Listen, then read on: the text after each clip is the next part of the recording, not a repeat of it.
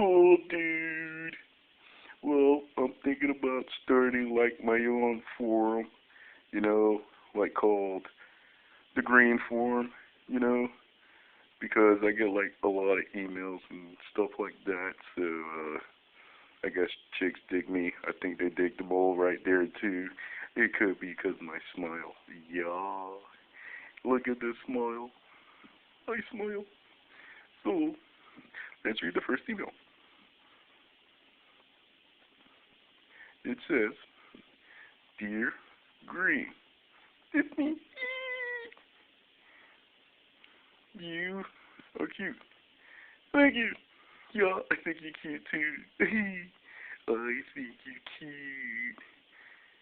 Even though you didn't send me a fucking picture or anything like that, Here's a cute message. Next message. Dear Green. What the fuck is this? My fucking computer just caught a virus. Computers should wear protection at all times, man. Fucking protection, dude, yo! Protection. Control, Alt, Delete.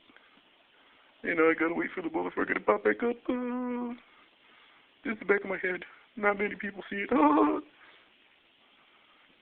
Anyway, I'm just here. We're doing stuff.